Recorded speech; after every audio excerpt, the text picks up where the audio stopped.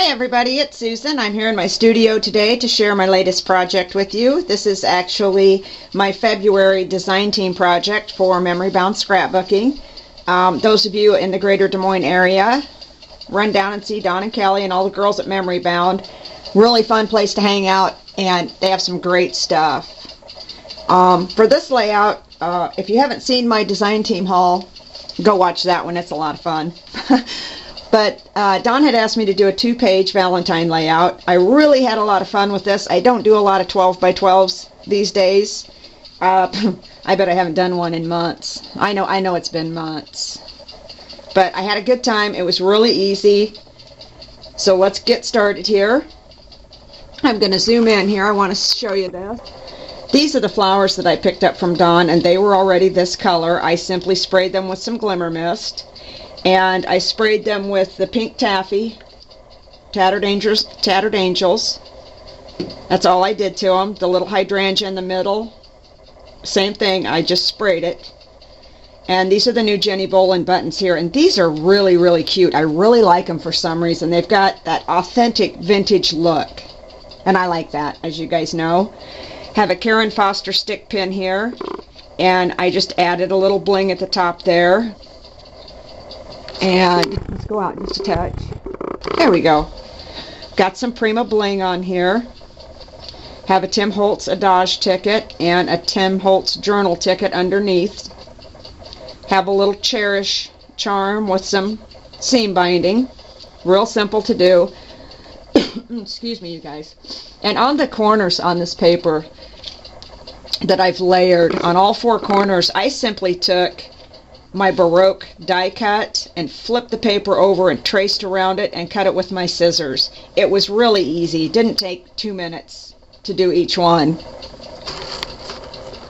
And then I have the word Valentine spelled out here, and those are the let me look here, let me grab it quick.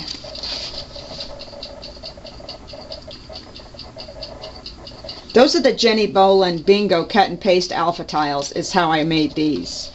And I just distressed the edges with my Tim Holtz distressing tool, inked them up with some walnut stain, and put them on pop dots. Really, really simple to do. Okay, and then on one of the things that I really liked about this layout, let me move it up here so you can get a look at it, is that I can fit a minimum of 6 photos on this layout because I have 3 on each side. And if you wanted to, you could also put some photos or journaling here and here as well. I probably won't. I'll probably put my photos in and be happy. And you can see layered on top of the Baroque. I'm going to zoom in down here on this one. So you can see here on my Baroque cuts that there's an oval on top, and that's just another piece of chipboard that I cut and layered on top, put the paper on it, done. You know, distress the edges with a little walnut stain. Really not hard to do at all. And here's the other Karen Foster stick pin here. Again, I've just added a little piece of bling on there. Of course, you have my signature pennies. And there's another Tim Holtz Adage ticket. I've got the Tim Holtz birdcage die cut here with the bird. And the bird, I just simply painted it with the distressed crackle in the picket fence, which is of course white, as you can see. Simple. This is really, really simple. And I want to show you this because I really like how this turned out. This is the Prima Rosettes trim. Some places you can buy it by the foot, some places you can't. All I did with that, you guys, was I sprayed it with, again, my pink taffy. And then I just folded it over on itself. I just folded it in half and rubbed it. And that evens out your color, because sometimes when you spray your trims, you'll notice you get kind of spots that seem to absorb more color than other spots. That's how I avoid that. I just fold it in half and rub it. And of course the glimmer mist will wash right off your hands. It's not going to stain your hands like some of the other ones will. Again, here on the each photo mat, I've distressed the edges with the Tim Holtz distressing tool and inked them up. Inked up the edges of my paper a little bit. Same with on the cutout. I just simply inked it. And that's it, you guys. It was really simple. So I'm going to turn off my camera now excuse me, and readjust, and I'll be back with my second project. Hang on. Okay, you guys, I'm right back. For design team this month, I decided to try out the zip dry paper glue. I hadn't used this before. Normally I use my Scotch quick dry adhesive. This is okay. Yeah, that's all I can say. It works as it says it will. It does dry fast. It doesn't wrinkle. I used it on my mini album here to test it out. It doesn't wrinkle the paper like some of the less expensive glues will. It seemed to work out fine for me. It does what it says it does. It's about comparably priced to the Scotch quick dry. So I'll keep using this and let you know how I think. It did stick the paper very nicely to the edges of my mini, because you know how sometimes when you have shaped edges, they don't want to stick real well. You can have problems with that with some adhesives. Didn't have that problem at all.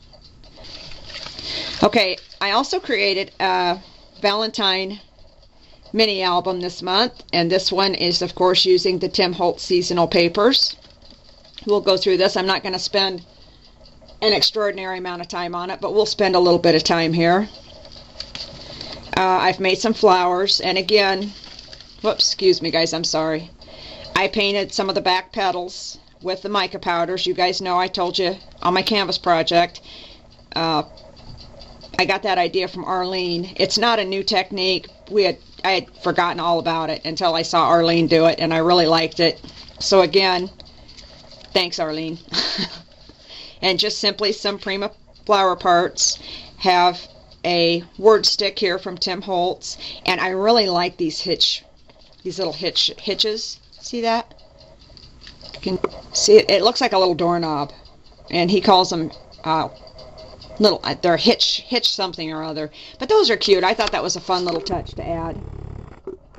So I put that on there. I bound this simply with ribbon. I'm not planning to add fibers to it. I wanted to keep this one a little simple. I didn't want too much on it. I want to have room to put pictures in this one. So, and then on the inside, and of course, the pages I cut with the Tim Holtz on the edge dies.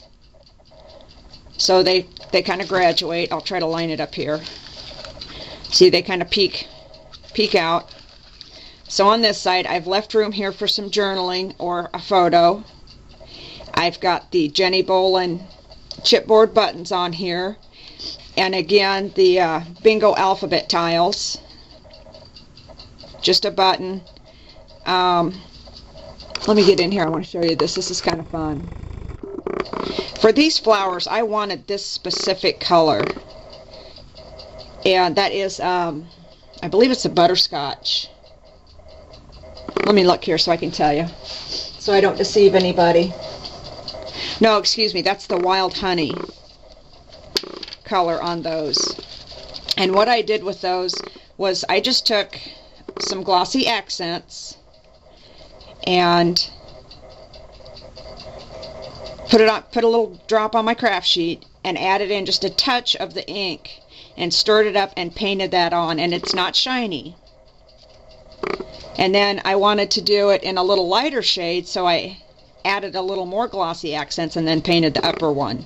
And this one I've done the same way, except over the top of that I put some crackle accents and then I inked it. And then I just added a little stickles to the edges, real simple to do. And then over here I used the on the edge and cut this one, and then I just cut out an ornate plate, embossed just some plain red cardstock with one of my Tim Holtz embossing folders, inked it with walnut stain, added more of the Jenny Bolin buttons here, the Prima trim, and that's that. Really simple, you guys. This mini went together really quickly. Here I use the let me get them, the Ranger sticky back canvas, and those were white. And what I did, this was really fun to do. I gotta tell you, I had a ball doing this. I didn't know if it would work, but I wanted to try it. And of course, my gal pal Jill sent me my sticky back canvas, and I've got the artist trading card size and they are really fun. I really had a ball. Okay, so all I did was I cut out my hearts by hand. I don't have a die cut with hearts. If you've got one, you could use that. And then I just ran them through my embossing folder, and I didn't know if they would emboss and stay embossed, but they did. And then I just inked them up, added some stickles, peeled them off, and stuck them down, and you're done. It was easy. It was really fun. I really had a good time with that one. And here's another Karen Foster stick pin, and again, I've added some bling to it. And on this side, I just have a circle, and I've put a couple of tags. I made it into a pocket. And all of this paper in this mini is all from the Tim Holtz seasonal pack, and I like that it has these small ones because they make the perfect size tags for mini albums. And of course, you can journal or put photos on the back.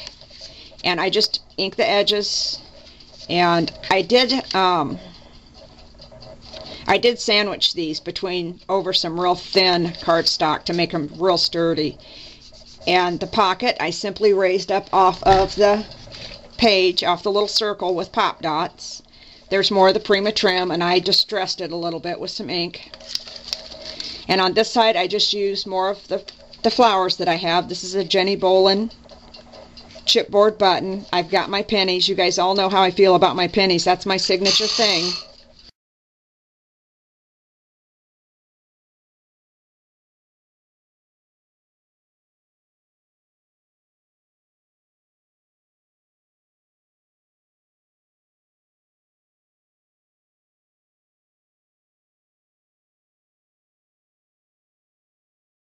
I just made that with the Tim Holtz tissue tape. I just cut a piece off. Sorry about that. Apparently I have a text message. Oh, that's embarrassing. My stepson put that ringtone on my phone for my text messages, and I just never changed it. But anyway.